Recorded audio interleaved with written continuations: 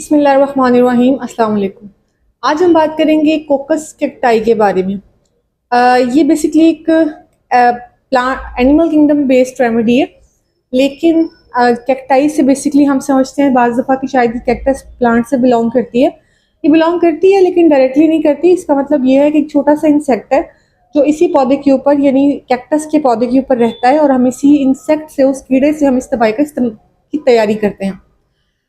अगर मैं clinical applications की बात करूं तो क्लिनिकल एप्लीकेशंस में ये 2 या 3 सिस्टम्स ऐसे हैं जिन पे बेहतरीन काम करती है।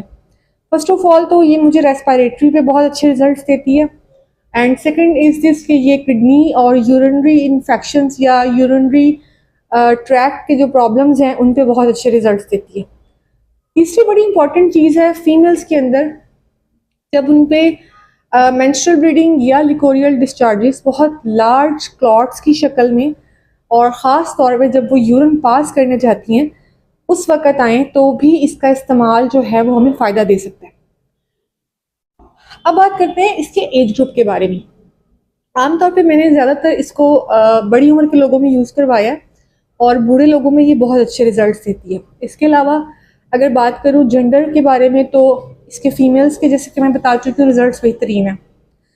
रेस्पिरेटरी सिस्टम के अंदर जो इसकी स्पेसिफिकेशंस हैं वो एक तो ये है कि जो इसके गले के अंदर युल्वा है इसकी इनलार्जमेंट हो जाती है, जिसकी वजह से मुसलसल वहाँ पे इरिटेशन रहती है, और पेशेंट जो है वो बार बार जो है वो एक हॉकिंग सी, कॉन्स्टेंट हॉकिंग सी चलती रहती है।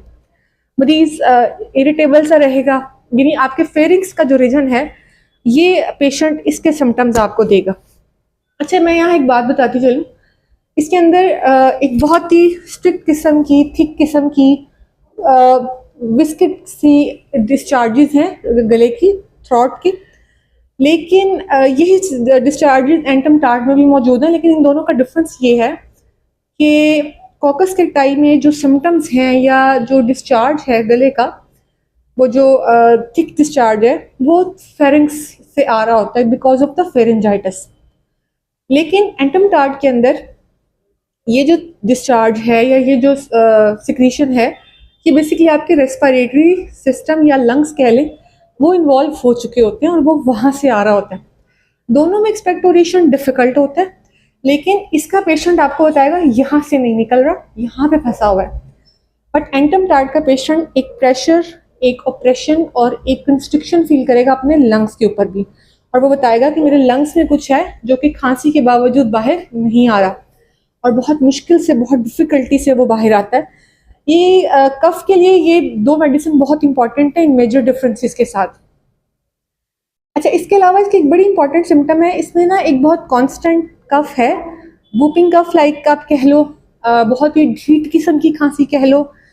ये कफ की ख़ास बात ये है कि जब ये खांसी स्टार्ट होती है और उसमें कहीं बाद में वॉमिट आ जाए तो ये खांसी रुक जाती है, और ये बहुत ही हाईलाइटेड सिम्टम आपको तकरीबन हर मटीरिया मेडिका के अंदर भी मिल जाएगा। बोरिक में भी ओबियसली है, क्योंकि मेरा फर्स्ट सोर्स ऑफ जो इन्फॉर्मेशन है उसमें एलन्स होते हैं या बोरिक होता है। स्पेशली अगर मैं क्लिनिकल एरिया की बात करूँ, फर्दर रिसर्चेस के लिए तो मैं कई दफ़ा आपको बता चुकी हूँ कि मैं बहुत सारे मटीरिया मेडिकास को देख लेती हूँ, लेकिन हाँ, ये 2 मटीरिया मेडिकास ऐसे हैं जिनको ऑन द स्पॉट मुझे क्लियर करना होता है।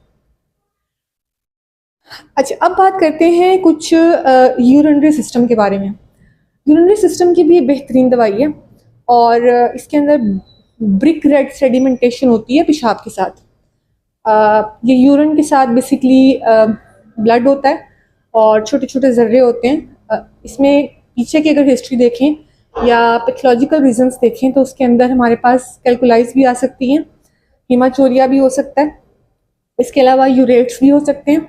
तो इस वजह से ये आपको ब्रिक रेड सेडिमेंटेशन की सिम्टम भी देगा। इसके अलावा अगर मैं फीमेल्स की बात करूं तो फीमेल्स में हमारे पास अगर मेंस्ट्रुअल ब्लीडिंग है तो बहुत प्रोफ्यूज होगी, थिक होगी और क्लॉटेड होगी।